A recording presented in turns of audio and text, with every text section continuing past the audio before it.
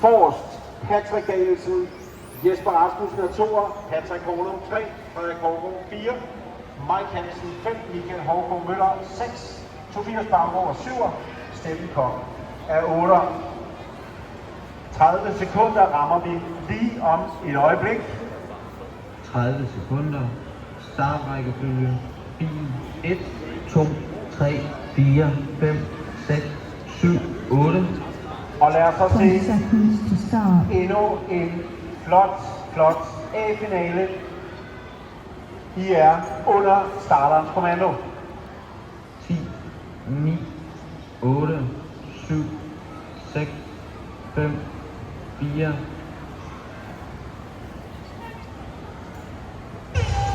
Og vi kom godt afsted. Frederik slår lige, og det gør mig godt. Og Steffen ellers forbi skulle ikke se. Patrick Danielsen tager starten. Jesper Rasmussen.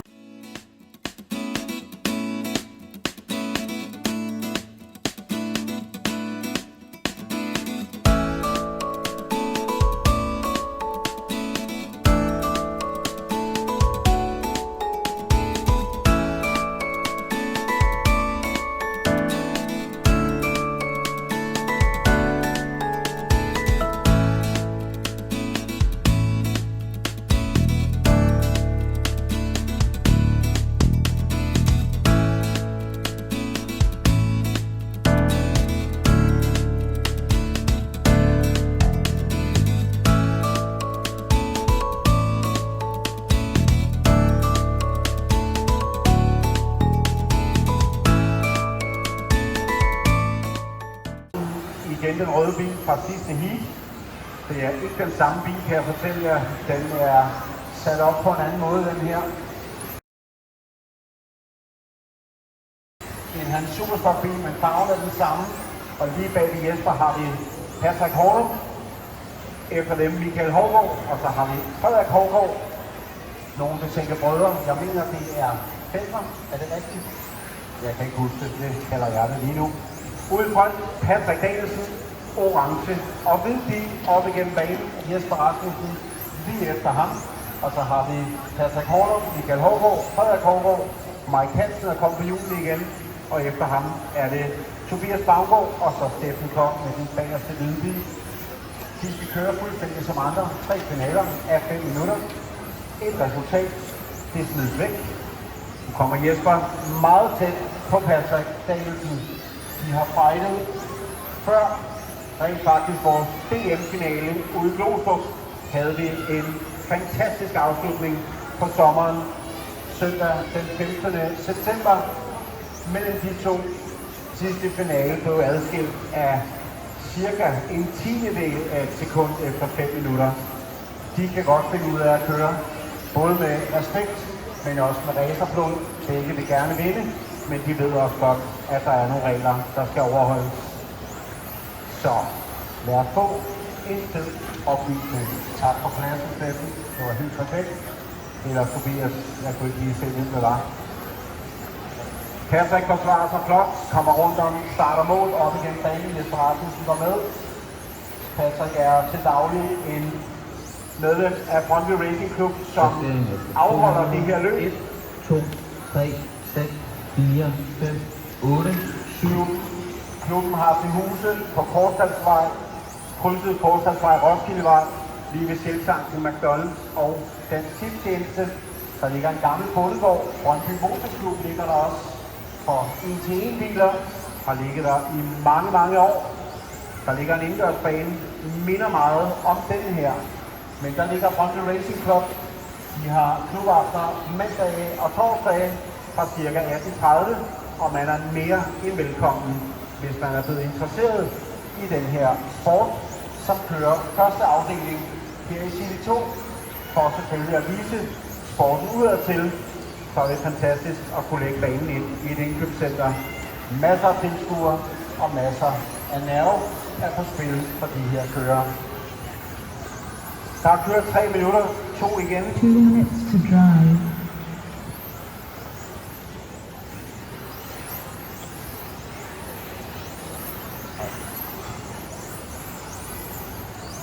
Og lige nu er det rent faktisk Jesper Rasmussen, der har hurtigst rundetid. Lige med et par hundrededele mere end Patrick, og blot kommet igennem, og Frederik Hovgaard, den mintgrønne bil, har været lidt uheldig både i starten og midt sektionen af feltet.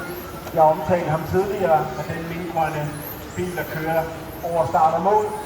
Han er rent faktisk blevet europamester i år i FVD-klassen, et løb, der blev kørt i Belgien, og det er hele RC Danmark selvfølgelig stolt af at have endnu en europamester. Det er rent faktisk sket 4 gange, 5 gange tror jeg, her i Danmark, at vi har præsteret at have så store mesterskaber. Frederik gør alt for at komme forbi Michael, men kender selvfølgelig også regelsættet, og man skal køre forbi. Det er noget mere.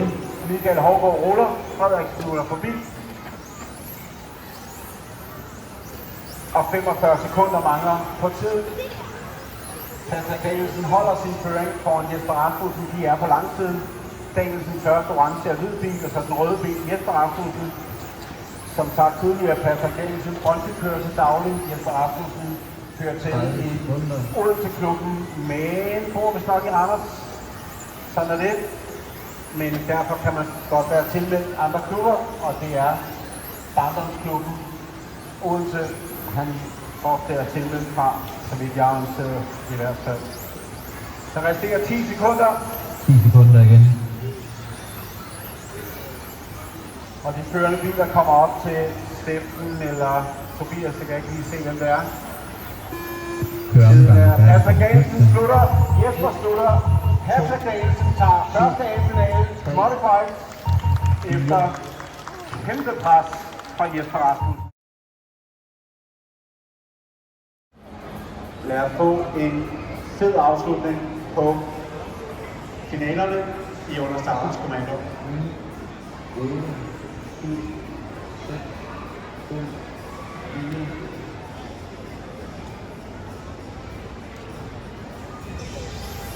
Så får vi starten igen. Lad os få hinanden med dig, ligesom vi har gjort tidligere. Danielsen tager starten, Jesper Rasmussen er med igen. Denne gang er han toer.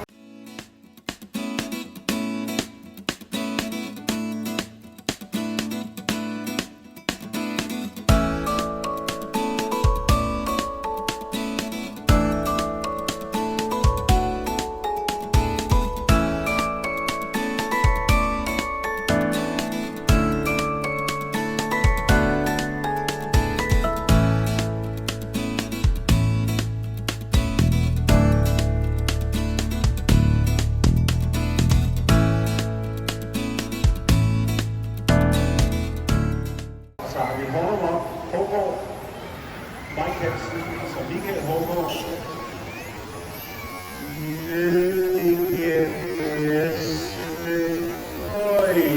Og rammer i en køb og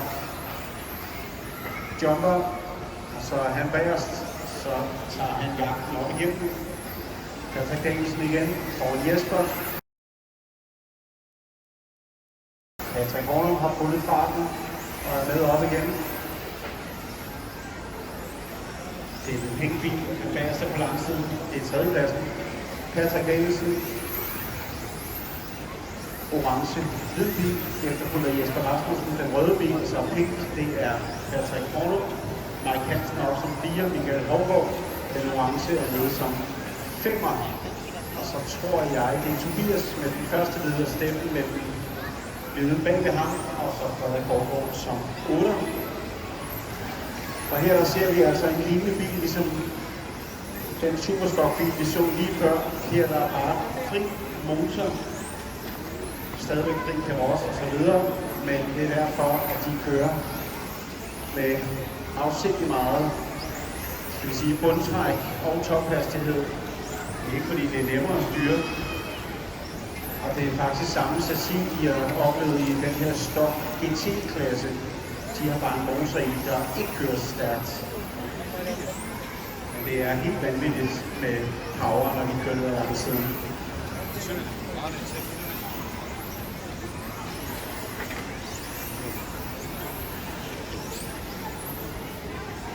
Og her der ligger Jesper Rasmussen, der så skygger Patrick Danielsen. Tidligt pas på. Og der skete heldigvis ikke noget. Og Mike, han er tilbage. Det er lige præcis derfor, der skal holdes afstand. Det er tilskuerne. 10, 8, 4, 5.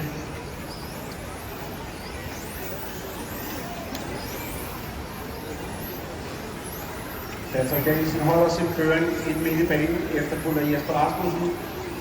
Det er meget, meget tæt det her. Orange-hvid, det er Patrick. Rød-hvid, det er Jesper Rasmussen. Så har vi Patrick Horner med den helt bil nede foran løbsøderbordet. Færdiggør indersektionen og på vej over til langsiden. Det er bil på tredjepladsen.